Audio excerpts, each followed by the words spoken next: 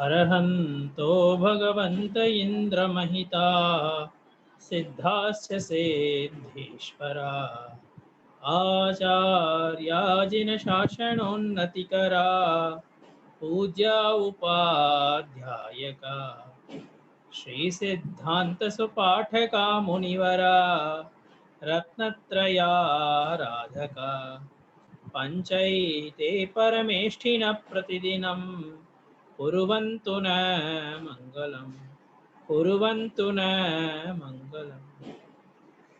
குணஸ்தானம் என்ற தலைப்பில் நாம் சர்ச்சை செய்து கொண்டிருக்கிறோம். குணஸ்தானத்தை பற்றிய அடிப்படை கருத்துக்களை நாம் அறிந்து கொண்டிருக்கிறோம். கடைசி வகுப்பில்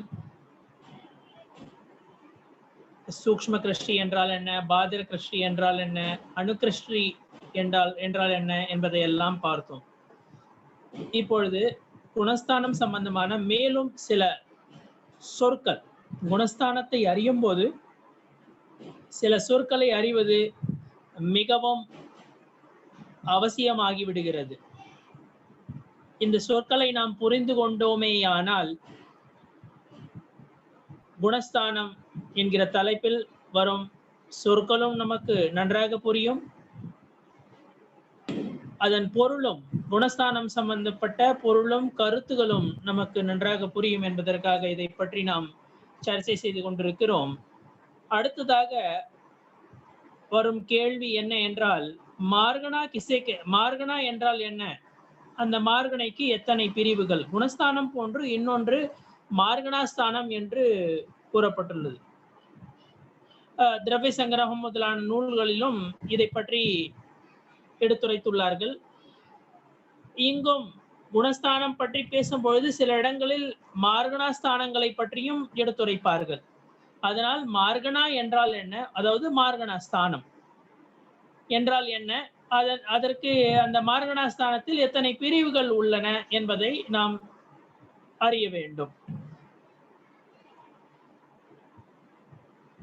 அதாவது ஏதாவது பரியாய நோக்குல, ஏதாவது ஒரு விசேஷமான பரியாய நோக்குல, ஏதாவது ஒரு பாவ நோக்குல, பாவம் அல்லது பரியாய நோக்குல ஒரு பொருள், ஒரு ஜீவ தத்துவத்தை, ஜீவ பொருளை, அதாவது உயிர் பொருளை, அதாவது ஜீவ திரவியத்தை தேடுவதற்கு பாருங்க, அந்த பரியாய நோக்குல ஜீவ பொருள் எங்க இருக்குது, ஜீவ திரவியம் எங்க இருக்கிறது, பாவ நோக்குல எங்க இருக்கிறது, பாவ நோக்குல ஔபசாமிக பாவத்தில் இருக்குதா, க்ஷாயிக பாவத்தில் இருக்குதா, க்ஷாயோபசாமிக பாவத்தில் இருக்குதா, பாரிணாமிக பாவத்தில் இருக்குதா, ஔதைக பாவத்தில் இருக்குதா அப்படின்னு தேடுறது.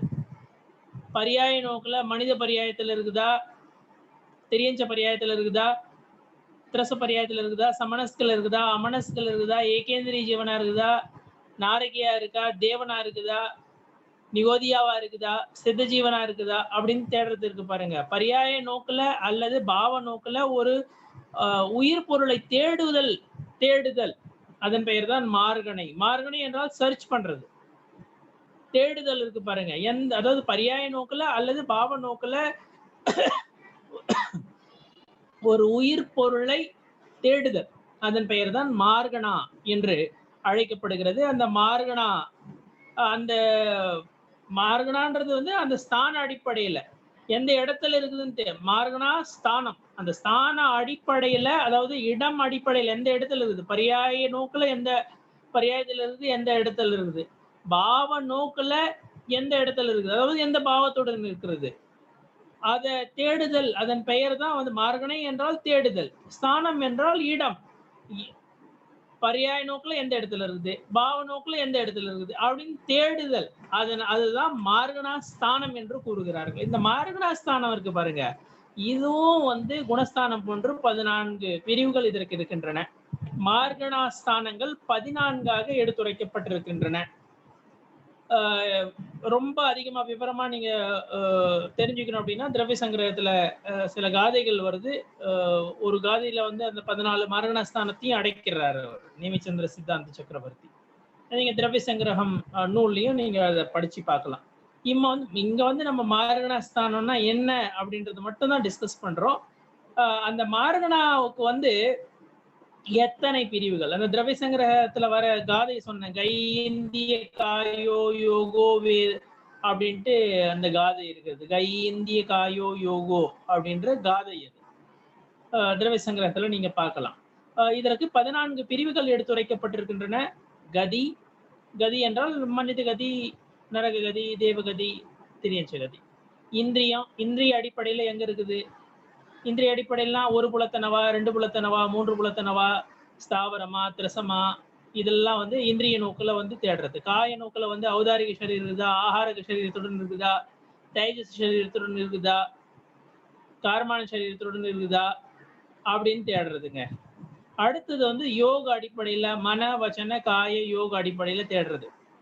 மனம் இருக்குதா இல்லையா? அதாவது இன்னொன்னு மார்கணாஸ்தானத்துல இருந்து இன்னொன்னுன்னா பாவ அடிப்படையில மட்டும் தேட மாட்டாங்கள, அபாவ அடிப்படையிலும் தேடுவாங்க. இந்த உயிர் பிறவில இருக்குதா இல்லையா? இல்ல. மோட்சத்தில் தான் இருக்குது, சித்த சிலையில் தான் இருக்குது. அப்படி சரிங்களா? இப்ப பாத்தீங்களா, அதாவது பாவ அடிப்படையிலும் தேடுவாங்க, அபாவ அடிப்படையிலும் தேடுவாங்க, இருக்குதுன்னு தேடுவாங்க, இல்லைன்னு தேடுவாங்க. அதுதான் வந்து பாவ அபாவ அடிப்படையில. அப்புறம் அப்புறம் இந்த காயம் யோகம் ஆயிடுச்சுங்களா, மன வச்சன காய யோகம். அப்புறம் வேத அடிப்படையில ஸ்ரீ வேதம், பொம் வேதம், நபும்சக வேதம், அந்த அடிப்படையில ஒரு உயிர் பொருளை தேடுறதுங்க. கஷாய அடிப்படையில எந்த கஷாயத்துடன் கூடி இருக்கிறது, 25 கஷாயத்துல வந்து எந்த கஷாயத்துடன் கூடி இருக்கிறது, அது அதாவது 4 கஷாயம் மெயினா. அதாவது 25 சொல்றது எப்படிங்க, அனந்தானுபந்தி, அப்பிரத்யாக்கியானாவரணம், பிரத்யாக்கியானாவரணம், சஞ்சுரணம், ஒவ்வொன்றுத்துக்கும் குரோதம், மானம், மாயை, லோபம், நன்னாங்கு 16 இல்ல, பிளஸ் 9 நோ கஷாயம். எத்தோட இருக்குது, எந்தெந்த கஷாயெல்லாம் இருக்குது, எந்தெந்த கஷாயெல்லாம் விடுபட்டுடுச்சு, சமயக் திருஷ்டிக்கு சில கஷாயங்கள்லாம் விடுபட்டுலாம் அல்லது உபசமமாகி இருக்கலாம், அப்படிலாம் இருக்குதுன்றது நம்ம டிஸ்கஸ் பண்ணியிருக்கிறோம். ஸோ இந்த நோக்கெல்லாம் தேடுறது இது வந்து கஷாய நோக்கில். ஞான நோக்கில் மத்தி ஞானத்தோட இருக்குதா, சுத்த ஞானத்தோட இருக்குதா, அவதி ஞானத்தோட இருக்குதா, மனப்பரிய ஞானத்தோட இருக்குதா, கேவல ஞானத்தோட இருக்குதா அப்படின்னு தேடுறது. சித்த உயிர்களை கூட தேடலாம், எல்லா உயிரையும் தேடுறது, உயிர் பொருளை தேடுறது. இது ஒன்லி சன்சாரி ஜீவனை மட்டும் தான் தேடுவாங்க அப்படின்னு கிடையாது. மார்கணாஸ்தானம்னா வந்து பாவ அடிப்படையில, பரியாய அடிப்படையில ஒரு உயிர் பொருளை தேடுதல். அது சித்த சிலையில இருக்கலாம் அல்லது சன்சாரத்துல இருக்கலாம். அதனுடைய பிரிவுகள் தான் 14 சொல்லியிருக்காரு. கதி, இந்திரியம், காயம், யோகம், வேதம், கஷாயம், ஞானம், சம்யம அடிப்படையில இந்திரிய சம்யமம் இருக்குதா இல்லையா, பிராணி சம்யமம் இருக்குதா இல்லையா, அதெல்லாம் பார்ப்பாங்க. இந்திரிய சம்யமத்தை கடைபிடிக்குதா இல்லையா, பிராணி சம்யமத்தை கடைபிடிக்குதா இல்லையா, அந்த நோக்கில் சம்யம அடக்க அடிப்படையில ஒரு ஜீவனை வந்து தேடுறது. அதாவது விரத நிலையில சம்யம அடிப்படையில எங்க இருக்குது அடக்கம், சரிங்களா? அப்புறம் தர்ஷன அடிப்படையில சமயக் தர்ஷனத்தோட இருக்குதா இல்ல மித்யா தர்ஷனத்தோட இருக்குதா அப்படின்னு தேடுறது. அப்புறம் வந்து லேசிய அடிப்படையில தேடுறது, எப்படிப்பட்ட பாவங்களோட அந்த உயிர் இருக்குது, கிருஷ்ண லேசியா, நீலலேசியா, காப்போத லேசியா, பீதலேசியா, பத்மலேசியா, சுக்லலேசியா, சுபலேசியா அல்லது அசுபலேசியா அல்லது பரம கிருஷ்ணலேசியா, நரகத்தெல்லாம் வந்து 7வது நரகத்துல பரம கிருஷ்ணலேசியா இல்ல, இப்படி லேசிய அடிப்படையில அந்த எண்ணங்கள் வந்து அந்த லேசி பிரகாரம் தான் இருக்கும், சரிங்களா? அந்த மரம் பிக்சர் நீங்க பார்த்துருக்கீங்க. ஒருத்தன் வந்து கீழே விழுந்த பழத்தை மட்டும் எடுத்து சாப்பிட்றான், ஒருத்தன் வந்து பழத்தை மரத்துல இருந்து பறிச்சு சாப்பிட்றான், ஒருத்தன் வந்து ஒரு சின்ன ஒரு இது மட்டும் ஒரு சின்ன ஒரு மரக்கலையினுடைய ஒரு பகுதியை உடைச்சி அதுல இருக்கிற பழத்தை எடுத்து சாப்பிட்றான், ஒருத்தன் மரக்கலையே வெட்டுறான், ஒருத்தன் வந்து மரத்தை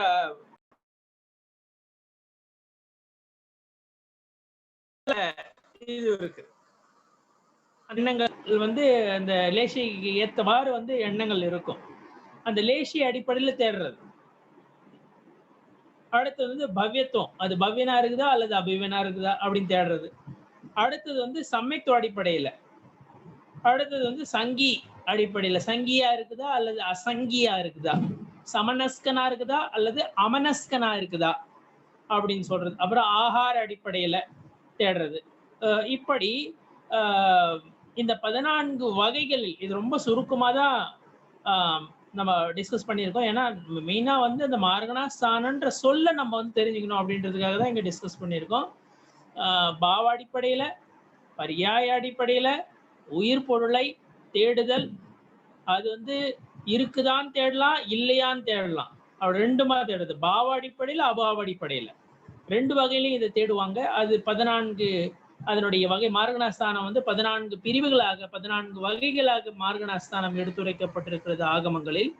கதி, இந்திரியம், காயம், யோகம், வேதம், கஷாயம், தியானம், சம்யமம், தர்ஷனம், லேஷே, பவ்யத்துவம், சம்யக்துவம், சங்கி, ஆகாரம் என்று இப்படி 14 வகைகளாக மார்கணாஸ்தானம் எடுத்துரைக்கப்பட்டிருக்கிறது. அப்புறம் அதாவது இதை வந்து சத்பாவ அடிப்படையில், அதாவது பாவன்றதை இன்னும் கொஞ்சம் கிளியரா சொல்ல போனா, ஏன்னா பாவம்னா என்னன்னு புரிஞ்சுக்க போறீங்க. அதாவது மார்கணாஸ்தானத்துல ஒரு உயிர் பொருளை தேடும்பொழுது சத்பாவ அடிப்படையிலும் தேடுவாங்க, அபாவ அடிப்படையிலும் தேடுவாங்க.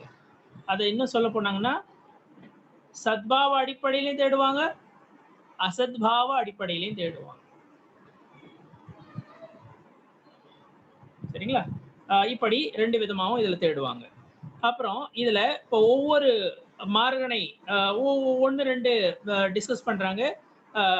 சம்யக்துவ மார்கனை என்றால் என்ன அப்படின்னு கேட்கிறேன். சம்யக்துவ மார்கனை, சம்யக்துன்ற ஒரு மார்கனை எடுத்து சொல்லியிருக்கிறாங்க. மார்கணாஸ்தானத்துல சம்யக்துவம் அப்படின்றத ஒரு மார்கனையா எடுத்து சொல்லியிருக்கிறாங்க.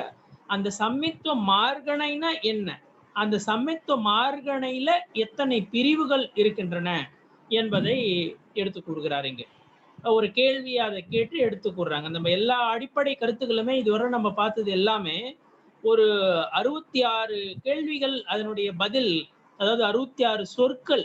நம்ம இதுவரை குணஸ்தானம் சம்பந்தமான 66 சொற்களை நாம் இங்கு வினவி இருக்கிறோம். அதை பற்றி நாம் சர்ச்சை செய்திருக்கிறோம். இது 67வது சொல், சம்யக்துவ மார்கனை என்பது. அதாவது சம்யக் தர்ஷன, அதாவது ஸ்ரத்தா குணத்துல தான் வந்து ஸ்ரத்தா குணம், ஆன்மாவில் வந்து ஸ்ரத்தா குணம்னு ஒரு குணம் இருக்கு. அந்த ஸ்ரத்தா குணத்துல தான் வந்து சம்யக் தர்ஷனன்ற பரியாயம் தோன்றுது. ஸ்ரத்தா குணத்துல எப்படி சாரித்திர குணம் இருக்குதோ, ஞான குணம் இருக்குதோ, அதே போல ஸ்ரத்தா குணம். அந்த ஸ்ரத்தா குணத்துல இருந்து தான் வந்து சம்யக் தர்ஷனம் என்ற பரியாயம் தோன்றுகிறது. அந்த ஸ்ரத்தா குண விவக்ஷையில பார்க்கும் பொழுது அந்த ஸ்ரத்தா குண அடிப்படையில அது எங்க இருக்குது, சம்யக்தத்தோட இருக்குதா அல்லது மித்யாத்வத்தோட இருக்குதா அப்படின்னு பாக்குறது. அதுதாங்க சம்யக்துவ மார்கனை. சம்யக்துவம் அடிப்படையில் ஒரு உயிரை தேடுதல், அதன் பெயர் தான் சம்யக்துவ மார்கனை என்று அழைக்கப்படுகிறது. சம்யக்துவ அடிப்படையில் அது மித்யாத்வத்துடன் இருக்கிறதா அல்லது சம்யக்தத்துடன் இருக்கிறதா என்று தேடுதல் இந்த சம்யக்துவ மார்கனையில் இருக்கும். அடுத்ததாக இந்த சம்யக்துவ மார்கனை இருக்கு பாருங்க, இதுல வந்து 6 பிரிவுகள். முதல் 3 குணஸ்தானம் இருக்கு பாருங்க, அது வந்து அது ஒண்ணு வந்து மித்யாத்வம், சாசாதனம், மிஸ்ரம். இந்த 3 குணஸ்தானம் இதெல்லாமே மித்யாத்வம், சாசாதனம், மிஸ்ரம் எல்லாம் சம்யக்துவ அடிப்படையில் தாங்க. ஒண்ணு மித்யாத்வத்தோட இருக்கும், அல்லது சாசாதனத்தோட இருக்கும், அல்லது மிஸ்ர பாவத்தோட இருக்கும். அது சம்யக்துவம் மித்யாத்வம் கலந்த மாதிரி, அதுதான் மிஸ்ரங்க. அது எப்படிங்க சம்யக்துவம் மித்யாத்வம் கலந்த மாதிரி இருக்கும் அப்படி, அது அதுல வந்து சம்யக்தத்துல சில தோஷங்கள் ஏற்படுகின்றன என்று கூறுகிறார்கள். சலமல அகாட தோஷம்.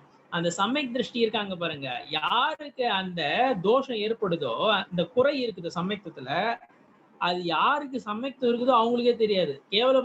கேவலி பகவானுக்கு மட்டும்தான் அந்த தோஷம் தெரியும். சல மல அகாட தோஷம் அப்படின்னு சொல்லுவாங்க. அது அவருக்கு மட்டும்தான் தெரியும். கேவல ஞானத்துக்கு தான் அது வெளிச்சம். சம்யக்தம் யாருக்கு இருக்குதோ, யாருக்கு அந்த தோஷம் ஏற்படுதோ, சல மல அகாட தோஷம் ஏற்படுதோ அவங்களுக்கே தெரியாது.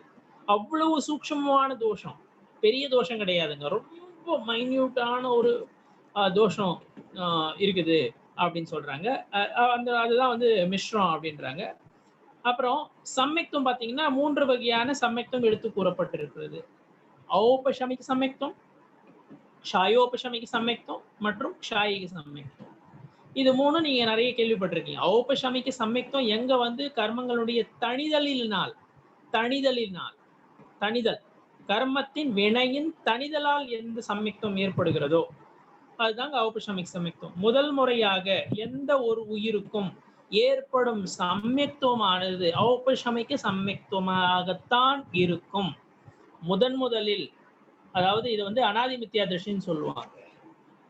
அனாதி மித்யாஷ்னா இதுவரையிலும் எந்த மித்யா திருஷ்டிக்கு வந்து சமயத்துவம் ஏற்படவே இல்லையோ அவனை வந்து அனாதி மித்யா திருஷ்டின்னு சொல்லுவாங்க.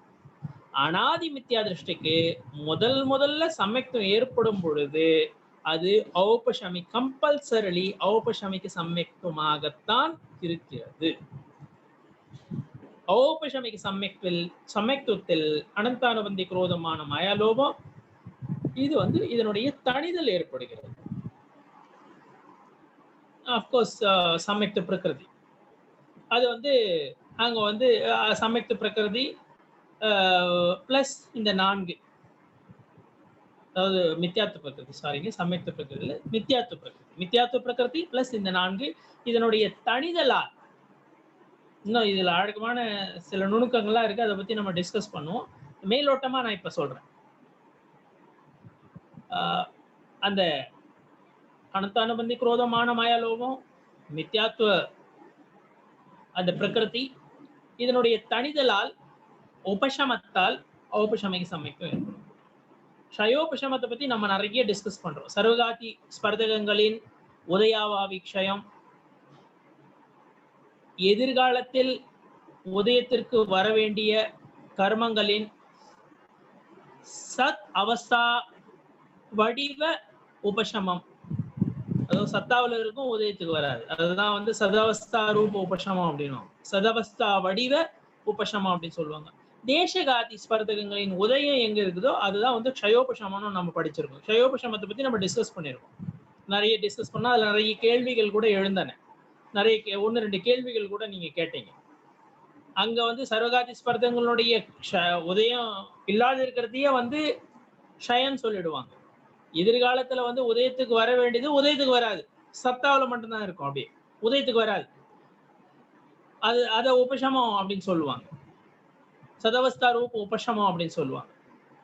அப்புறம் தேசகாதி ஸ்பர்தங்கள் இருக்கு பாருங்க. தேசகாதி ஸ்பர்தங்கள் முழுமையா மறைக்காதுங்க. அந்த தேசகாதி ஸ்பர்தங்களுடைய அங்க வந்து உபசமம் ஆகிறது. இப்படி வந்து அதனுடைய உதயம், தேசகாதி ஸ்பர்தத்தினுடைய உதயம் இப்படி வந்து க்ஷயோபசமம் ஏற்படுகிறது. இங்க க்ஷயோபசம சமயத்துவம் அப்படித்தான் ஏற்படுகிறது. க்ஷயோபசம சமயத்துவம் இருக்கு பாருங்க, இதனுடைய ஸ்திதி இருக்கு பாருங்க, அதுதாங்க ரொம்ப கால வரல இருக்கும். ஔபசமிக் சமயத்துவம் நிறைய கால வரல இருக்காது. க்ஷயக்கு சமயத்துவம் வந்து நிறைய கால வரல இருக்காது. ஏன்னா வந்து குறிப்பிட்ட பவத்துக்கு அப்புறம் 8 பவத்துக்கு அப்புறம் வந்து மோட்சத்துக்கு கண்டிப்பா வந்து போயிடுறாங்க. ஔபசமிக் சமயத்துவம் அந்தர்முகூர்த்த நேரம் தான் இருக்கும், அதுக்கு மேல இருக்காது. இது வந்து 66 கோடி கடற்கால வரலும் வந்து க்ஷயோபசம சமயத்துவம் இருக்கலாம். அவ்வளவு காலம் வரலும் இருக்கும். ஒரு முறை சமயத்துவம் ஏற்பட்டுச்சுன்னா, க்ஷயோபசம சமயத்துவம் ஏற்பட்டுச்சுன்னா அந்த 66 கோடி கடற்காலம் வரலாம் அது அந்த அளவு இருக்கலாம். தேவகதியில் இருப்பாங்க, திருப்பி மனுஷகதி வருவாங்க, திருப்பி தேவகதிக்கு போவாங்க. இந்த இதுல வந்து அது அப்படியே நிலைச்சிட்டே இருக்கும். க்ஷயோபசம சமயத்துவம் வந்து அப்படியே நிலைச்சினே இருக்கும். அவ்வளவு வந்து அதனுடைய இருப்புன்னு பாத்தீங்கன்னா ஸ்திதி காலம் அப்படின்னு சொல்லுவாங்க. க்ஷயோபசம சமயத்தினுடைய ஸ்திதி காலம் தான் அங்க அதிகம் இருக்கிறது. அதாவது அதிகமா இருக்குதுன்னா அது வந்து இருக்கிறதுலே பெருமையானது அப்படின்னு கிடையாது. க்ஷாயிக சமயத்துவம் தான் இருக்கிறதுலயே உயரியது. ஏன்னா அதுதான் வந்து க்ஷாயிக சமயத்துவம் தான் டைரக்டா மோட்சத்தை கொடுக்குது. எல்லாருமே வந்து ஔபசமிக் சமயக் திருஷ்டியா இருக்கட்டும் அல்லது க்ஷயோபசமிக் திருஷ்டியா இருக்கட்டும், எல்லாருமே வந்து க்ஷாயிக சமயக் திருஷ்டி ஆகிதான் வந்து மோட்சத்துக்கு போறாங்க. க்ஷயம் ஆகலன்னு வச்சுங்க, விரயம் ஆகலன்னு வச்சுங்க, அழிதல் இல்லைன்னு வச்சுங்க, கர்ம வினை க்ஷயம் ஆகலன்னு வச்சுங்க, மோட்சமே கிடையாது. ஸோ அது அதிக காலம் இருக்குது, அதனால வந்து க்ஷயோபசம சமயத்துவம் பெரியது அப்படிலாம் கிடையாது. க்ஷாயிக சமயக் திருஷ்டி இருக்கான் பாருங்க, அவன் மோட்சத்துக்கு போறான். க்ஷயோபசம திருஷ்டி நேரா மோட்சத்துக்கு போறது இல்லை, க்ஷயம் ஆனதுக்கு அப்புறம் தான். அவன் க்ஷாயிக சமயக் திருஷ்டி ஆனதுக்கு அப்புறம் தான் வந்து மோட்சத்துக்கு போறான். இன்னொன்னு பாருங்க, இந்த ஔபசமிக் சமயத்துவம் இருக்கு பாருங்க. ஔபசமிக் சமயத்துவம் முதலா ஏற்படுற சமயத்துவம் வந்து ஔபசமிக் சமயத்துவமா தான் இருக்கும். மித்யா திருஷ்டிக்கு வந்து அனாதி மித்யா திருஷ்டின்னு சொல்லுவாங்க. இதுவரையிலும் யாருக்கு வந்து சமயத்துவம் ஏற்படலையோ அவங்கள வந்து அனாதி மித்யா திருஷ்டி அப்படின்னுவாங்க. அவங்களுக்கு வந்து ஔபசமிக் சமயத்துவம் தான் ஏற்படுது. இன்னொரு பாயிண்ட் நான் இங்க சொல்ற மாதிரி, அப்புறம் க்ஷயோபசம சமயத்துவம் இருக்கு பாருங்க. க்ஷயோபசம சமயக் திருஷ்டியா இருக்கிறவங்க ஸ்ரேணியில ஏறும் பொழுது, ஸ்ரேணின்னா உங்களுக்கு தெரியும், 7வது குணஸ்தானத்துக்கு மேல அங்க ஏறும்போது க்ஷயோபசம சமயத்துடன் வந்து அவங்க ஏறுறது கிடையாது. அங்க வந்து ஔபசமிக சமயத்துடன் ஏறுவாங்க. அதாவது க்ஷயோபசமிக் சமயக் தர்ஷனம் கிடைச்சோடனே கூட அதுக்கப்புறம் கூட வந்து ஔபசமிக் சமயத்துவம் கிடைக்கலாம். அது விடுபட்டு அந்த க்ஷயோபசம சமயத்துவம் விடுபட்டு திரும்ப வந்து ஔபசமிக் சமயத்துவம் கிடைக்கலாம். ஆனா முக்தி கிடைக்கிறதுனாவோ அந்த க்ஷாயிக சமயத்துல இருந்து தான் வந்து முக்தி கிடைக்குது. ஸோ இதெல்லாம் வந்து நம்ம அனலைஸ் பண்ணணும், இதெல்லாம் நம்ம தெரிஞ்சுக்கணும். இப்படி இந்த சமயத்துவ மார்க்கன அடிப்படையில பார்த்தீங்கன்னா அந்த சமயத்துவ மார்க்கன 6 இடங்கள்ல வந்து உயிர்கள் இருக்கலாம். ஒண்ணு வந்து மித்யாத்வத்துல, சாசாதனத்துல, மிஸ்ரத்துல. இது 3 குணஸ்தானமே அப்படி. இன்னும் 3 எப்படின்னு பார்த்தீங்கன்னா சமயத்துவத்தினுடைய 3 பிரிவுகள், 3 வகைகள். ஔபசமிக் சமயத்துவம், க்ஷயோபசமிக் சமயத்துவம் மற்றும் க்ஷாயிக சமயத்துவம். இப்படி இந்த 6 பிரிவுகள், இந்த 6 பிரிவுகள் அடிப்படையில, இந்த 6 வகைகள் அடிப்படையில ஒண்ணு ஒரு உயிர் மித்யாத்வத்துல இருக்கும், இல்ல சாசாதனத்துல இருக்கும், இல்ல மிஸ்ரத்துல இருக்கும். அந்த உயிர் ஔபசமிக் சமயத்துவத்துடன் இருக்கலாம், இல்ல இவங்க 3 பேருக்கு சமயத்துவம் கிடையாது. சமயக் திருஷ்டிகள் வந்து மேல குலஸ்தானம் 4 குணஸ்தானத்துக்கு மேல இருந்தீங்கன்னா வந்து அந்த நோக்கில தேடினீங்கன்னா 4 குணஸ்தானத்துல இருந்து எல்லாருமே வந்து அரஹந்த நிலை வரலாம் பாத்தீங்கன்னா வந்து எதனா ஒரு சமயத்துடன் கூடி இருக்கிறார்கள் அவர்கள். ஒண்ணு ஔபசமிக் சமயத்து திருஷ்டி, அவங்கலாம் கீழ் நிலையில இருக்கிறவங்க மோஸ்ட்லி, சரிங்களா? அது 11வது குணஸ்தானம் வரல கூட இருக்கலாம், அது தனி விஷயம். அப்புறம் க்ஷாயிக சமய திருஷ்டி 4, 5, 6, 7 வரல தான். அதுக்கப்புறம் வந்து அவங்க ஸ்ரேணி ஏறிடுறாங்க. அதனால அங்க க்ஷயோபசமிக் சமய திருஷ்டம் இருக்கிறது இல்லை. அடுத்தது பாருங்க, இப்படி வந்து இந்த ஔபசமிக் சமய திருஷ்டியா இருக்கலாம், சமயத்துடன் கூடி இருக்கலாம், அல்லது க்ஷயோபசமிக் சமயத்துடன் கூடி இருக்கலாம், அல்லது க்ஷாயிக சமயத்துடன் கூடி இருக்கலாங்க. இப்போ வந்து சமயத்துக்கு வந்து 3 பிரிவுகள் சொல்லியிருக்காங்க. முதல்ல சொல்லியிருக்கிற மித்யாத்வம் இருக்கு பாருங்க, முதல் குணஸ்தானம். அதுல வந்து சமயத்துவம் கிடையாது. மித்யாத்வ குணஸ்தானத்துல வந்து முதல் குணஸ்தானத்துல வந்து சமயத்துவம் கிடையாது. அப்புறம் 2வதா சொல்லியிருக்காங்க பாருங்க, அங்க வந்து சமயத்து வந்து அங்கேயே இருக்கிறது கிடையாது. அது சாசாதன குணம். அது வந்து சமயத்துவம் வந்து அது அது அதுக்குண்டான அங்க பாதகங்கள்லாம் இருக்கிறது. அது வந்து காத்தமாகுது. அப்புறம் 2ம் சேர்ந்தது, சமயத்துவம் மித்யாத்துவம் 2 சேர்ந்தது இருக்கு பாருங்க. அதாவது இது சமயத்துவம், இது இது இது 2ம் சமயத்துவம் சாசாதன நிலைக்கு நடுப்பட்ட ஒரு நிலை இருக்கு பாருங்க. அதன் பேர் மிஸ்ர நிலை. இதை நான் ரொம்ப அதிகமா இங்க டிஸ்கஸ் பண்ணல. இந்த 3 குணஸ்தானங்களை பத்தி குணஸ்தானம் ஆரம்பிக்க போற பாருங்க. இன்னும் ஒரு 2 கிளாஸ்ல அது ஆரம்பிக்கும். இந்த கேள்வி பதில் அல்லது சொற்கள் எல்லாம் முடிஞ்ச உடனே அதை ஆரம்பிப்போம். அங்க வந்து இன்னும் எலாபரேட்டா டிஸ்கஸ் பண்ணலாம். அது எப்படி, அது மித்யாத்துவம் என்னன்னா, மித்யாத்துவம் நார்மலி உங்களுக்கு புரியும். சாசாதன மிஸ்ரத்தை பத்தி ரொம்ப எலாபரேட் டிஸ்கஷன், ரொம்ப விவரமா வந்து அந்த குணஸ்தானத்தை பத்தி பேசும்போது விவரமா நான் பேசுவேன். இந்த மார்கண அடிப்படையில இந்த 6 இடத்துல வந்து உயிர் இருக்கலாம். மித்யாத்துவம், சாசாதனம், மிஸ்ரம், அல்லது ஔபசமிக் சமயத்துவம், க்ஷயோபசமிக் சமயத்துவம், அல்லது க்ஷாயிக சமயத்துவம். இங்க எதனா ஒரு இடத்துல இருக்கலாம். சத்பாவ அடிப்படையில ஒரு இடத்துல இருக்கும், அசத்பாவ அடிப்படையில இருக்காது ஒரு இடத்துல. சத்பாவனா இருக்கிறது, அசத்பாவனா இல்லாம இருக்கு. இப்படி இதை சொல்றாங்க. இப்படி சமயத்துவ மார்கணா அடிப்படையில் பேசுனீங்கன்னா ஒரு உயிர் வந்து 6 இடங்கள்ல காணப்படலாம். அதனால சமயத்துவ மார்கணாவுக்கு வந்து 6 பிரிவுகளை எடுத்து சொல்லியிருக்கிறாங்க. அடுத்தது ஔபசமிக சமயத்துவம்னா என்ன அப்படின்னு சொல்றாங்க. ஔபசமிக சமயத்துவம்னா என்ன? இதுக்கு முன்னாடி உபசமனா என்ன, க்ஷயனா என்ன, க்ஷயோபசமனா என்ன, அதெல்லாம் டிஸ்கஸ் பண்ணிட்டோம். இப்போ வந்து நம்ம வந்து சமயத்துவ மார்கனை பத்தி டிஸ்கஸ் சொல்ல என்ன சொல்லியிருக்கோம்? ஒண்ணு வந்து அது மித்யாத்துவம், சாசாதனம், மிஸ்ர நிலையில இருக்கலாம், அல்லது ஔபசமிக சமயத்துடன் கூடி இருக்கலாம், க்ஷயோபசம சமயத்துடன் கூடி இருக்கலாம், அல்லது க்ஷாயிக சமயத்துடன் கூடி இருக்கலாம் சொன்னோம். இப்போ ஔபசமிக சமயத்துவம்னா என்ன அப்படின்றது சொல்லுவோம். எந்த ஜீவன் வந்து தன்னுடைய ஆண்மனின் பால் ஈர்ப்பு கொண்டிருக்கிறதோ, ஆண்மனின் பால் ஈர்ப்பு கொண்டு தன் சுத்தாத்ம தத்துவத்துல தன் சுத்தாத்மனில் மூழ்குவதற்கு முயற்சி செய்கிறதோ அந்த ஜீவனுக்கு 1 5 பிரகிருதி, இல்ல 6 பிரகிருதி, அல்லது 7 பிரகிருதி. என்னங்க இது என்ன சொல்றீங்க? சமயத்துவம் ஏற்படும் பொழுது இந்த கருணாநியுக அடிப்படையில இந்த 7 பிரகிருதிகள் வந்து முக்கியமானவை. அனந்தானுபந்தி சதுஷ்கம் அப்படின்னு சொல்லுவாங்க. அனந்தானுபந்தி குரோதம், மானம், மாயா, லோகம். தர்ஷன மோகனி இருக்கு பாருங்க. அதனுடைய தர்ஷன மோகனியத்துக்கு வந்து கர்மத்தினுடைய உட்பிரிவுகள் பாத்தீங்கன்னா, வினைகளினுடைய உட்பிரிவுகள் பாத்தீங்கன்னா அதற்கு 3 தர்ஷன மோகனியத்துக்கு 3 தர்ஷன மோகனியம், சாரித்திர மோகனியம். தர்ஷன மோகனியத்திலே பாத்தீங்கன்னா அகைன் அதுல வந்து 3 பிரிவுகளை சொல்றாங்க. என்னது? மித்யாத்வ பிரகிருதி, சமயக் மித்யாத்வ பிரகிருதி, சமயக் பிரகிருதி அப்படின்னு 3 பிரிவுகளை சொல்றாங்க. அதுல இந்த 1, 5 அதாவது 5னா என்னங்க? 1 5 பிரகிருதி இல்ல 6 பிரகிருதி இல்ல 7 பிரகிருதி. அப்படின்னா என்ன அர்த்தங்க? அனந்தானுபந்தி குரோதமான மாயா லோபம் இது 4 கம்பல்சரி பிளஸ் மித்யாத்வ பிரகிருதி 4 + 1 5. 6னா என்னங்க? சமயக் அதாவது அனந்தானுபந்தி குரோதமான மாயா லோபம் 4 மித்யாத்வம் சமயக் மித்யாத்வம் இது 6 தர்ஷன மோகத்தினுடைய 2 பிரகிருதி. 7 பிரகிருதினா என்னங்க? அனந்தானுபந்தி குரோதமான மாயா லோபம் 4. அப்புறம் தர்ஷன மோகத்தினுடைய 3 பிரிவுகள் மித்யாத்வம் சமயக் மித்யாத்வம் சமயக் பிரகிருதி. இப்படி இந்த 3 4 + 3 7. 1 5 பிரகிருதி இல்ல 6 பிரகிருதி இல்ல 7 பிரகிருதி. அனந்தானுபந்தி சதுஷ்கம் எனிவே கம்பல்சரி. தர்ஷன மோகனத்தினுடைய 3ல 1 2 அல்லது 3 அந்த நோக்கில் வந்து 5 6 அல்லது 7 பிரகிருதிகளுடைய உபசம இருக்கிற நேரத்துல ஸ்ரத்தா குணத்துல சம்யக் தர்ஷனம் என்கிற பரியாயம் தோன்றுகிறது. ஸ்ரத்தா குணத்துல சம்யக்தம் என்கிற பரியாயம் தோன்றும் பொழுது இந்த 7 பிரகிருதிகளுடைய உபசமத்துடன் ஸ்ரத்தா குணத்தில் சம்யக்தம் தோன்றும் பொழுது அதை ஔபசமிக சம்யக்தம் என்று கூறுவர்.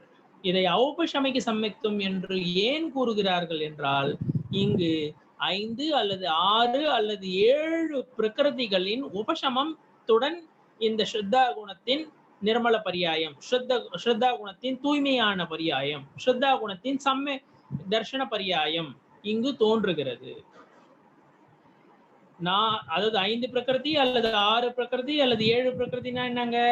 அனந்தானுபந்தி குரோதமான மாயா லோபம் எனிவே இது 4 கம்பல்சரி. அதனுடன் மித்யாத்வ பிரகிருதி தர்ஷன மோகனத்துல ஒரு பிரகிருதி மட்டும், இது 4 + 1 4 எனிவே இட் இஸ் தேர். அத்துடன் தர்ஷன மோகனத்தினுடைய 2 பிரகிருதி, இது மித்யாத்வம் சமயக் மித்யாத்வம். 4 + 2 6. அனந்தானுபந்தி சதுஷ்கம் பிளஸ் தர்ஷன மோகனத்தினுடைய 3 பிரகிருதியும் 4 + 3 7 பிரகிருதியும் உபசமத்தில் இருக்குது. இப்படி 7 பிரகிருதிகளுடைய உபசமத்துடன் ஸ்ரத்தா குணத்துல நிர்மல பரியாயம் தோன்றுகிறது. அதை சம்யக் தர்ஷனம் என்பர். அப்படிப்பட்ட சம்யக் தர்ஷனத்தை ஔபசமிக சம்யக்தம் என்று கூறுகிறார்கள். ஏனென்றால் இங்கு கர்மத்தினுடைய தனிதலால், வினைகளுடைய தனிதலால் சம்யக்தம் ஏற்படுகிறது. வினை அமிங்கி இருக்குது, அழியல, அமிங்கிதான் இருக்குது. அதுலயும் வந்து அனந்தானுபந்தி எப்படி ஆகுது அப்படின்றது அதுலயும் சில தர்ஷன மோகனியத்தினுடைய உபசமன்னா என்ன, அனந்தானுபத்தினுடைய உபசமன்னா என்ன, அதுல சில நுணுக்கெல்லாம் இருக்குது. அதை பத்தி நான் டிஸ்கஸ் பண்ணுவேன். இன்னும் மேபி இன்னைக்கு கூட பண்ணலாம், அந்த கொஸ்டின் வரும்போது நான் டிஸ்கஸ் பண்றேன். இப்படி அனாதி மித்யா திருஷ்டி இருக்காங்க பாருங்க. இன்னொரு பாயிண்ட் பாருங்க, அனாதி மித்யா திருஷ்டி இருக்காங்க பாருங்க. அனாதி மித்யா திருஷ்டினா யாருங்க? யாருக்கு இது வரலாம் சமயத்துமே கிடைக்கலையோ, ஒரு முறை கூட எப்பவுமே சமயத்துவம் கிடைச்சது இல்லை, அவனுக்கு 5 பிரகிருதிகளுடைய உபசமத்தோட சமயத்துவம் ஏற்படுது. எதுங்க 5 பிரகிருதி? அனந்தானுபந்தி குரோதமான மாயாலோபம் பிளஸ் மித்யாத்வ பிரகிருதி. இந்த 5 பிரகிருதிகளோட சமயத்துவம் ஏற்படும். அப்புறம் இன்னொன்னு பாருங்க, சாதி மித்யா திருஷ்டி இருக்கான் பாருங்க. சாதி மித்யா திருஷ்டினா யாருங்க? யாருக்கு முன்னாடி சமயத்துவம் ஏற்பட்டுடுச்சோ, சமயத்துவம் ஏற்பட்டு விடுபட்டுடுச்சோ, ஏன்னா ஔபசமிக சமயத்துவம் அந்தர்மோகத்துல கூட விடுபட்டுரும். அது க்ஷயோபசமா மாறல அப்படின்னு வச்சுங்க, அல்லது க்ஷாயிகமா மாறலன்னு வச்சுங்க, அது ஔபசமிகமா இருந்ததுன்னா அது மேக்சிமம் அந்தர்மோக நேரத்துல போயிடும். சாதி மித்யா திருஷ்டி, அவனை ஏன் சாதின்றாங்க, அனாதின்னு ஏன் சொல்ல? ஏன்னா ஏற்கனவே அவனுக்கு சமயத்துவம் ஒரு முறை ஏற்பட்டு விடுபட்டு போயிடுச்சு, மித்யாத்துவத்துல போயிட்டான், திரும்பவும் இப்போ வந்து சமயத்துவம் கிடைக்குது அவனுக்கு. அவனை வந்து சாதி மித்யா திருஷ்டி அப்படின்னு. ஏன்னா அவனுக்கு வந்து ஒரு முறை வந்து சமயத்துவம் கிடைச்சிச்சு, ஒரு முறையோ அல்லது 2 முறையோ அல்லது பல முறையோ கிடைச்சிருச்சு, அவனை வந்து சாதி மித்யா திருஷ்டி அப்படின்னு. அவனுக்கு மித்யாத்துவத்திலே தான் இருக்கிறான், இது வரலாம் சமயத்துவம் ஒரு முறை கூட அவன் வந்து கிடைக்கவே இல்லை அப்படின்னு கிடையாது. அதனாலதான் அவனை சாதி மித்யா திருஷ்டி அப்படின்னு சொல்றாங்க. அந்த சாதி மித்யா திருஷ்டி இருக்கான் பாருங்க, அவனுக்கு தான் 5 இல்ல 6 அல்லது 7 பிரகிருதிகளுடைய உபசமயம். அனாதி மித்யா திருஷ்டிக்கு 5 பிரகிருதிகளுடைய உபசமம் தான் கம்பல்சரியா. 6, 7 கிடையவே கிடையாது. இதுவரையிலும் யாருக்கு சமயத்துவம் கிடைக்கவே இல்லையோ அவனுக்கு வந்து 5 பிரகிருதிகளுடைய உபசமம் தான். சாதி மித்யா திருஷ்டிக்கு தான் 5 அல்லது 6 அல்லது 7 பிரகிருதிகளுடைய உபசமயம் என்பதை நாம் இங்கு புரிந்து கொள்ள வேண்டும். அனாதி மித்யா திருஷ்டிக்கு முதல்ல ஏற்படும் சமயத்துவமானது ஔபசமிக சமயத்துவம் தான் அப்படின்றது நம்ம பார்த்துட்டோம். இதுவரை யாருக்கு சமயத்துவம் ஏற்படவே இல்லையோ அப்படிப்பட்ட ஜீவனுக்கு முதலாக ஏற்படும் சமயத்துவமானது சமயக் தர்ஷனமானது ஔபசமிக சமயத்துவமாகத்தான் இருக்கும். கம்பல்சரி, கண்டிப்பாக அப்படிதான் அப்படின்றது நம்ம புரிஞ்சுக்கணும். அடுத்தது வந்து க்ஷயோபசமிக சமயத்துவம்னா என்ன? இதுக்கு முன்னாடி நம்ம பார்த்ததெல்லாம் உபசமன்னா என்ன, க்ஷயோபசமன்னா என்ன, க்ஷயம்னா என்ன அப்படின்றத மட்டும் பார்த்தோம். இப்போ வந்து ஔபசமிக சமயத்துவம்னா என்னன்றத பார்த்தோம். இப்போ க்ஷயோபசமிக சமயத்துவம்னா என்னன்றத பார்க்கிறோம். க்ஷயோபசமிக சமயத்துவம் அப்படின்னா என்னங்க?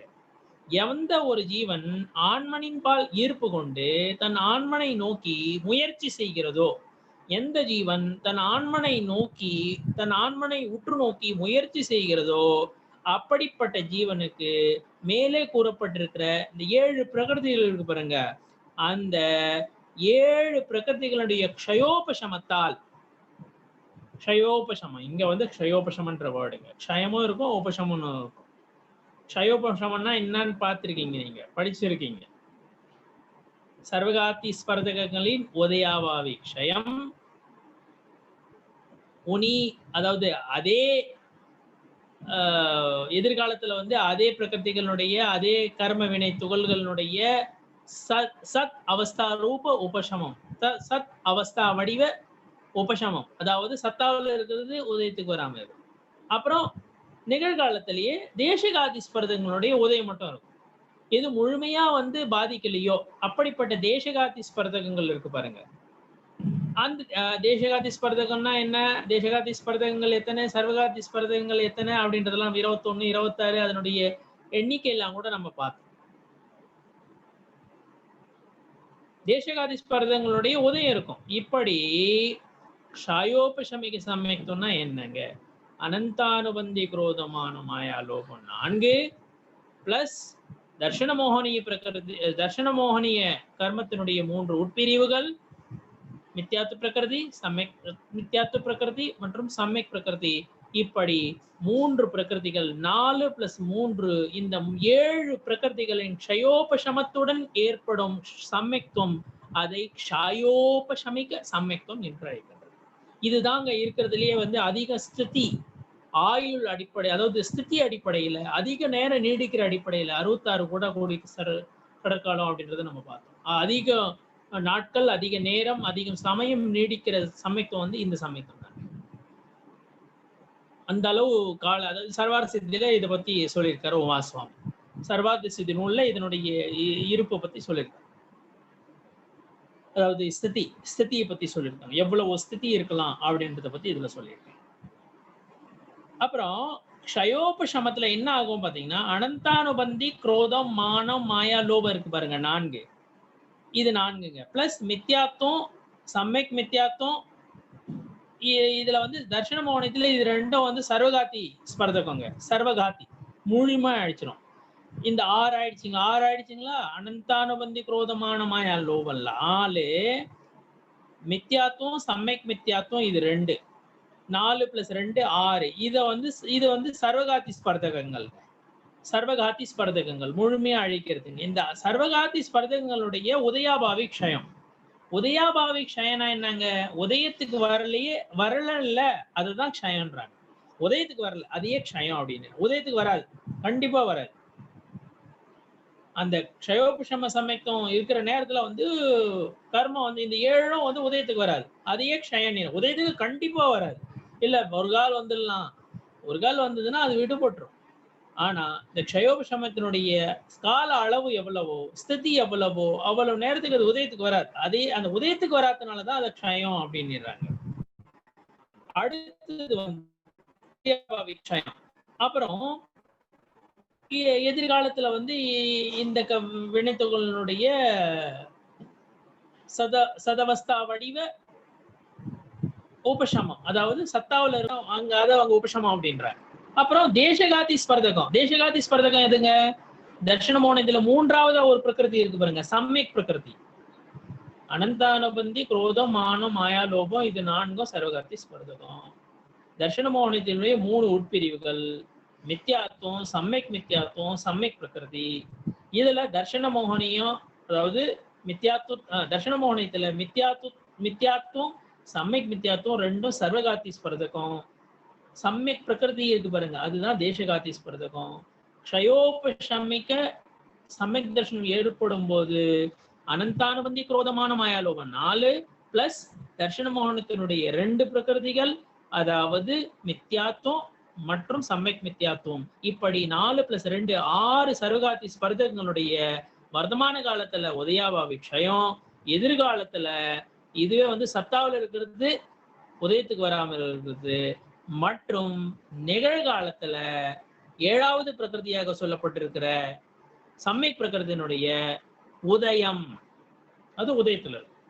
இப்படிப்பட்ட நிலை எங்கு இருக்கிறதோ, கர்ம வினையின் நிலை எங்கு இருக்கிறதோ, அத்துடன் கூடிய சுத்தாகணத்தினுடைய நிர்மல பரியாயம், தூய்மையான பரியாயம், சம்யக்த பரியாயம், அதை தான் க்ஷயோபசமிக சம்யக்தம் என்று.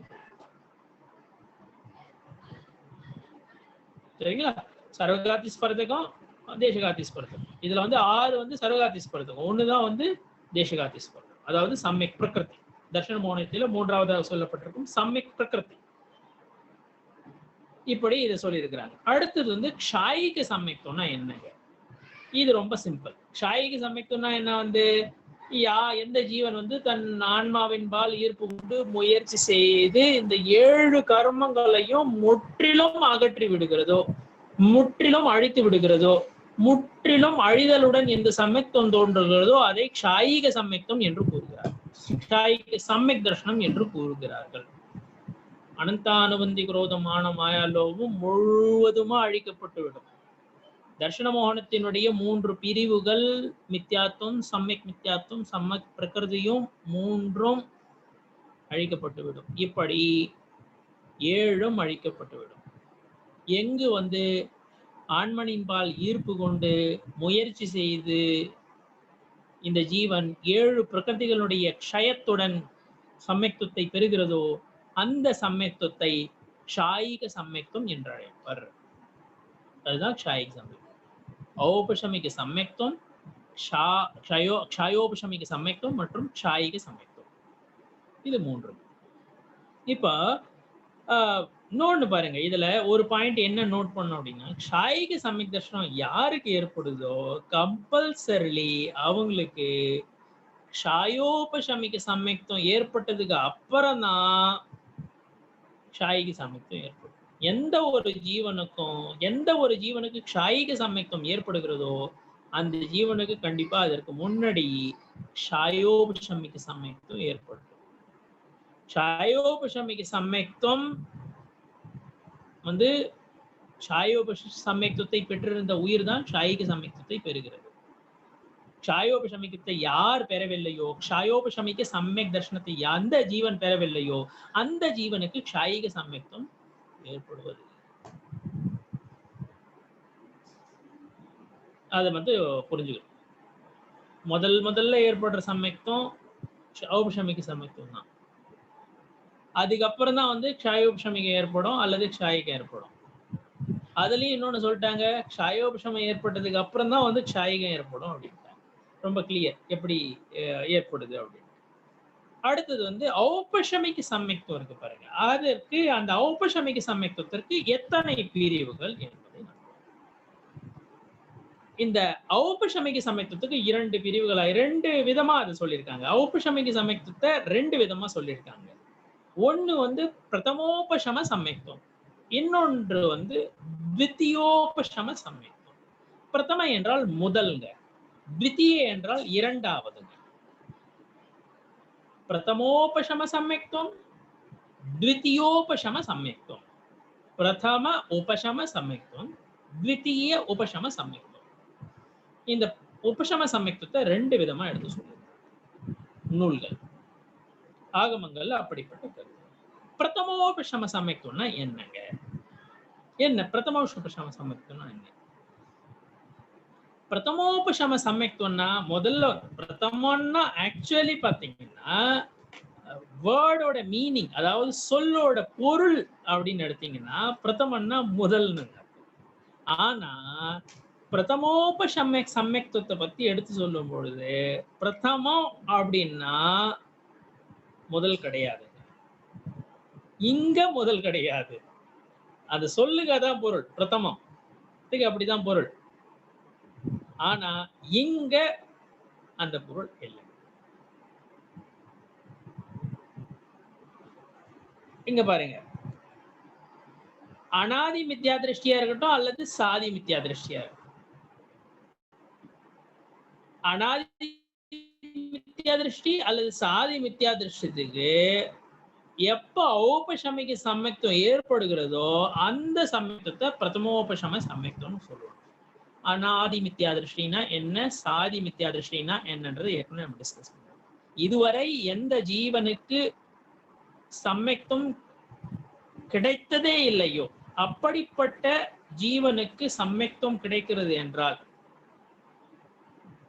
அவன் வந்து அனாதி மித்யா திருஷ்டியா இருந்தாங்க. அவன் வந்து அனாதி, எந்த ஜீவனுக்கு இதுவரையிலும் சமயத்துவம் கிடைக்கவே இல்லையோ அவன் வந்து அனாதி மித்யா திருஷ்டி. இதுக்கு முன்னாடி யாருக்கு சமயத்துவம் கிடைச்சிருச்சு ஆனா திருப்பி நம்ம மித்யாத்துவத்துக்கு போயிட்டானோ இப்ப திரும்பவும் சமயத்துவம் அவனுக்கு கிடைக்குது, அப்படிப்பட்டவர்களை சாதி மித்யா திருஷ்டி என்று கூறுவார். இங்க பாருங்க, பிரதமோபசம சமயத்துவத்துக்கு என்ன பொருள் சொல்றாங்க பாருங்க. பிரதமோபசம சமயத்துவம்னா என்ன அப்படின்றது எப்படி வந்து வரையறுக்கிறார். அனாதி மித்யா திருஷ்டியா இருக்கட்டும் அல்லது சாதி மித்யா திருஷ்டியா இருக்கட்டும், இதுவரையிலும் அவனுக்கு சமயத்துவம் ஏற்படுச்சா இல்லையா?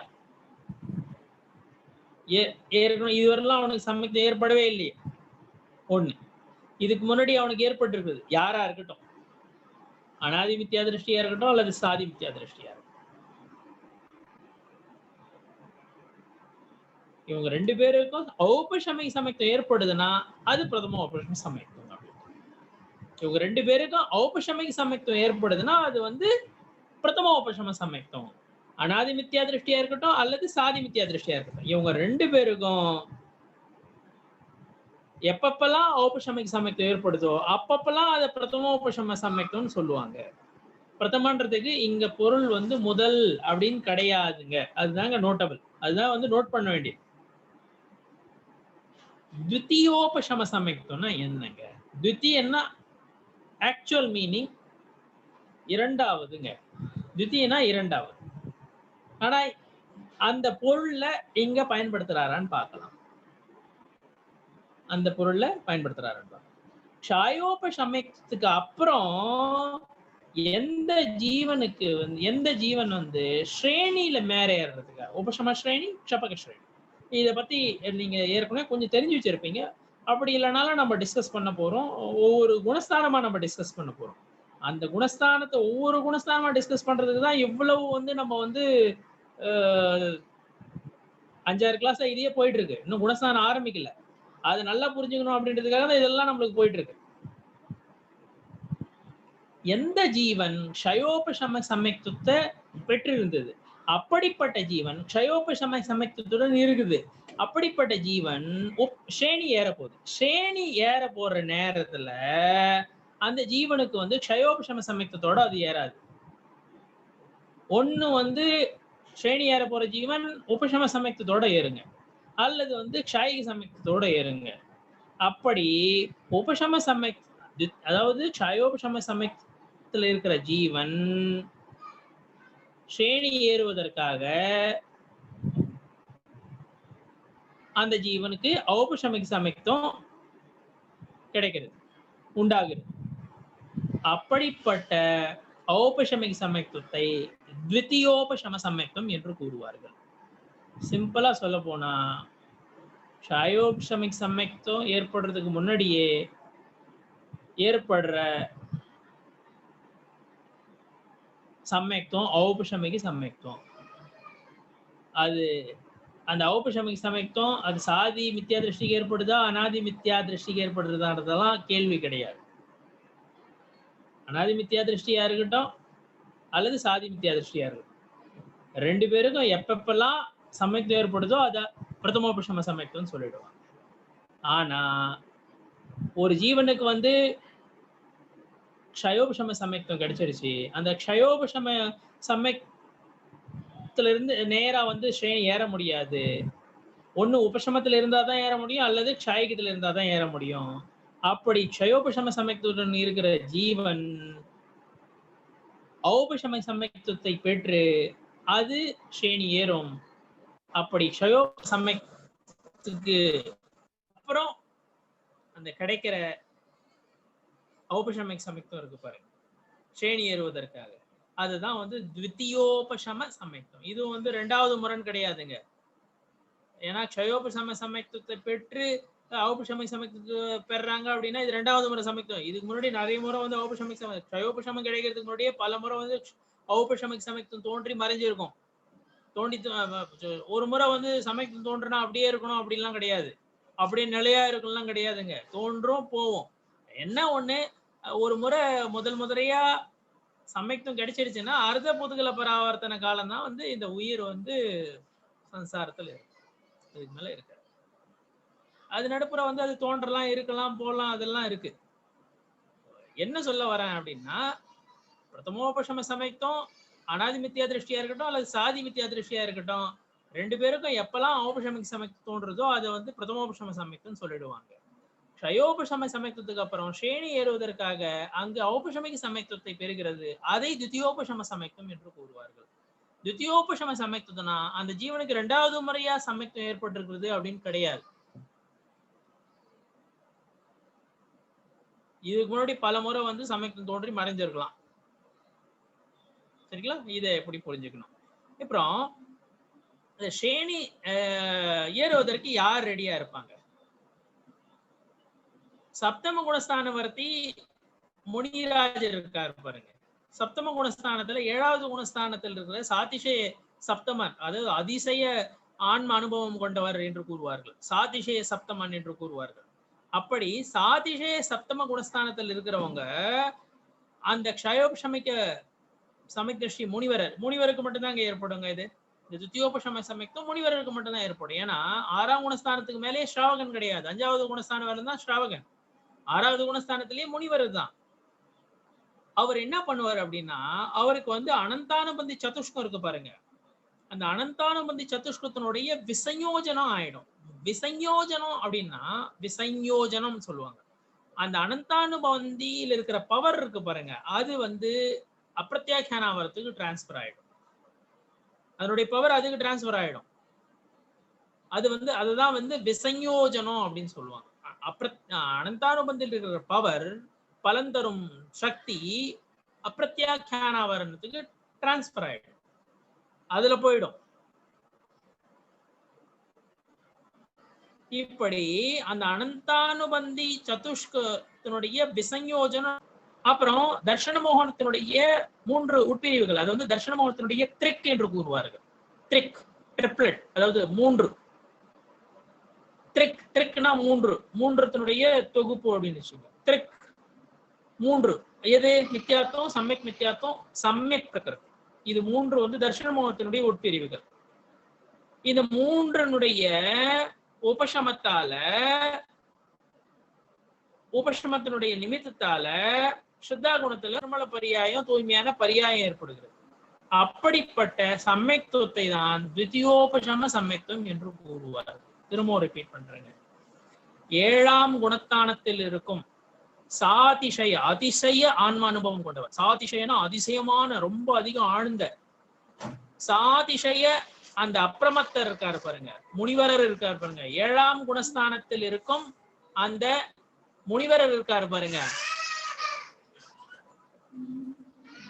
அந்த 7ஆம் குணஸ்தானத்தில் இருக்கும் அந்த முனிவரர், சாதிஷய அப்பிரமத்த முனிவர் அனந்தானுபந்தி சதுஷ்கத்தை வந்து விசயோஜனம் பண்ணி அதனுடைய அந்த பலன் தரும் திறன் அப்பிரத்யாக்யானாவரத்துக்கு டிரான்ஸ்பர் ஆயிடும்.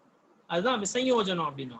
பிளஸ் தர்ஷன மோகத்தினுடைய த்ரிக், 3 பிரகிருதிகள் இருப்பாருங்க, அதனுடைய உபசமம். இப்படிப்பட்ட சூழ்நிலையில அவருக்கு ஸ்ரத்தா குணத்துல வந்து நிர்மல பரியாயம் ஏற்படுகிறது, தூய்மையான பரியாயம் ஏற்படுகிறது, தூய்மைத்தன்மை ஏற்படுகிறது. ஸ்ரத்தா குணத்துல தூய்மைத்தன்மை ஏற்படுகிறது. அதாவது தூய்மைத்தன்மை என்றால் இங்க வந்து சமயத்துவம் என்ற பொருளாகும்.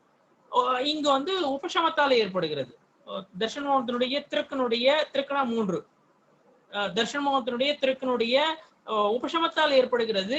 அதனால் இதை தித்தியோபசம சமயத்துவம் என்று தித்திய உபசம சமயத்துவம் என்று கூறுகிறார்கள்.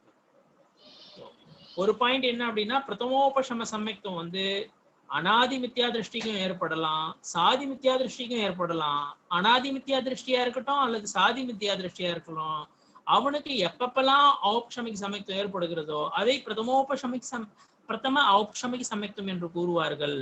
க்ஷாயோபசமிக் சமயத்துவம் கிடைத்த பிறகு சேணி ஏறுவதற்காக ஔபசமிக் சமயத்துவம் உண்டாகிறது அல்லவா, அதை தித்தியோபசம சமயத்துவம் என்று கூறுகிறார்கள். இது முனிவர்களுக்கு மட்டும்தான் ஏற்படும். தித்தியோபசம சமயத்துவம் ஏற்படும் பொழுது அனந்தானுபந்தி சதுஷ்கத்தினுடைய அனந்தானுபந்தி 4 அதனுடைய விசயோஜனம் ஏற்படுகிறது. மற்றும் தர்ஷன மோகனத்தினுடைய 3 பிரகிருதிகள் ஆகிய த்ரிக் அதனுடைய உபசமத்தால் ஆன்ம தூய்மை ஏற்படுகிறது. அங்கு ஔபசமிக சமயத்துவம் ஏற்படுகிறது. அப்படிப்பட்ட ஔபசமிக சமயத்துவத்தை தித்திய உபசம சமயத்துவம், தித்தியோபசம சமயத்துவம் என்று அழைக்கிறார்கள் என்பதை நாம் இங்கு புரிஞ்சோம். இப்போ நெக்ஸ்ட் விசயோஜனா என்ன, விசயோஜனா என்ன அப்படின்றது. அனந்தானுபந்தி சதுஷ்கனுடைய விசயோஜனம் ஏற்பட்டுச்சு தித்தியோபசம சமயத்துவம் ஏற்படுற நேரத்துல அப்படின்றத பார்க்கணும். இப்போ விசயோஜனா என்ன, அனந்தானுபந்தி சதுஷ்கம் இருக்கு பாருங்க. அனந்தானுபந்தி சதுஷ்கம்னா என்னங்க, சதுஷ்கம்னா 4ங்க. அனந்தானுபந்தி சதுஷ்கத்தினுடைய சதுஷ்கம் இருக்கு பாருங்க, அது வந்து அதனுடைய பவர் வந்து அப்பிரத்யாக்கியானாவரணம், பிரத்யாக்கியானாவரணம், சஞ்சுலனம் அதுல டிரான்ஸ்பர் ஆயிடும். பிளஸ் 9 நோகஷாயங்கள், ஹாஸ்ய, ரதி, அரதி, சோக, பய, ஜுகுப்சா, ஸ்திரீவேத, பும்வேத, நபும்சக வேத இதுல வந்து டிரான்ஸ்பர் ஆயிடும். இப்படி அனந்தானுபந்தி சதுஷ்கனுடைய பவர், அந்த பலன் தரும் திறன் அப்பிரத்யாக்கியானாவரணம், பிரத்யாக்கியானாவரணம், சஞ்சுலனத்துக்கு டிரான்ஸ்பர் ஆயிடுது, மாறிடுது, விசயோஜனை ஆயிடுது, நோகஷாயத்துக்கும் விசயோஜனை ஆயிடுது. இப்படி வந்து அங்க அனந்தானுபந்தி சதுஷ்கம் வந்து உதயத்துக்கு வராம ஆயிடுது. அது வந்து உபசமம் ஆயிடுது, தனிந்தது. எப்படி தனிந்தது, விசயோஜனாயி தனிந்தது பாருங்க, டிரான்ஸ்பர் ஆகி தனிந்தது, அழியல. ஞாபகம் வச்சுங்கன்னா அழிஞ்சதுன்னா அது வந்து க்ஷாய்க்கு சமயத்துவம். இங்க வந்து எந்த, அதாவது எப்படி தனிந்தது, டிரான்ஸ்பர் ஆகி தனிந்தது, அவ்வளவுதான். அதாவது ஒருத்தர் கடனை வந்து இன்னொருத்தர் அடைச்ச மாதிரின்னு வச்சுங்களேன். அத ஒரு எடுத்துக்காட்டுக்காக தான் சொல்றேன். अनंतानुबंधी चतुष्के अप्रत्याख्यानावरण आदि 12 कषाय और हास्य आदि 9 कषाय कर्म रूप परिणमित होने को विसंयोजन कहते हैं. அந்த கஷாய கர்மம் வந்து அந்த அனந்தானுபந்தி சதுஷ்க இருக்கு பாருங்க, அது வந்து அப்பிரத்யாக்கியானாவரணம், பிரத்யாக்கியானாவரணம், சஞ்சுலன சதுஷ்கம் அது போல வந்து மாறிடும், விசயோஜனை ஆயிடும். அல்லது வந்து நோ கஷாயமா வந்து இதுவாயிடும், விசயோஜனை ஆயிடும், மாறிடும். அதனுடைய திறன், பலன் தரும் திறன் இதுல வந்து டிரான்ஸ்பர் ஆயிடும், மாறிடும். அதுதான் வந்து விசயோஜனை அப்படின்னு சொல்றாங்க. அந்த வடிவில மாறிடும். அனந்தானுபந்தி சதுஷ்கத்தினுடைய பலன் தரும் திறன் வந்து அப்பிரத்யாக்கியானாவரண, பிரத்யாக்கியானாவரண, சஞ்சுலனம் அல்லது நோ கஷாய வடிவில 9 நோ கஷாய வடிவில மாறிடும். அப்புறம் அனந்தானுபந்தி பலன் தரும் நிலையில இப்ப இல்ல, உதயத்துக்கு வர நிலையில இல்ல அப்படின்னு. உதயத்துக்கு தான் வராது, ஆக அழியில. ஞாபகம் வச்சுங்க. ஏன்னா இங்க வந்து உபசம சமயம், தித்திய உபசம சமயத்துவம் தான், ஷாயிக சமயத்துவம் கிடையாது. அது பார்க்கணும். இப்படி இந்த விசயோஜனை இருக்கு பாருங்க, விசயோஜனை எங்க ஏற்படும் அப்படின்னு பாத்தீங்கன்னா, இந்த விசயோஜனை எங்க ஏற்படலாம், 4வது குணஸ்தானத்துல இருந்து 7வது குணஸ்தானம் வரலாம், எங்க ஒன்னாலும் ஏற்படலாம். இப்ப நீங்க கேள்வி கேட்பீங்க, எங்க தித்தியோபசம சமயத்துல மட்டும்தானே சொன்னீங்க, அப்படின்னா 7வது குணஸ்தானத்துல மட்டும்தானே ஏற்படணும்.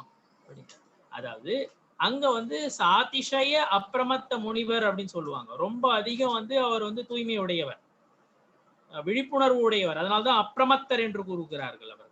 சாதிஷய அப்பிரமத்த முனிவர் இருக்கு பாருங்க, அவருக்கு வந்து அது அதிகமா அதிசயமா ரொம்ப அதிகமா வந்து விழிப்புணர்வு ஏற்படலாம், அதாவது விசயோஜனை ஏற்படலாம். ஆனா 4வது குணஸ்தானத்திலயும் வந்து அங்க விசயோஜனை ஏற்படுது, ரொம்ப அதிகமா அதிசயமா ஏற்படலன்னு வச்சுங்களேன். அந்த நிலைக்கேற்றவாறு விசயோஜனை அந்த பலன் தரும் திறன் டிரான்ஸ்பர் ஆகிறது வந்து 4வது குணஸ்தானத்துல இருந்து 7வது குணஸ்தானத்துல இருந்து வரலாம், எங்க வேணாலும் ஏற்படும் அப்படின்றத இங்க சொல்லி இருக்கிறாங்க. அடுத்ததாக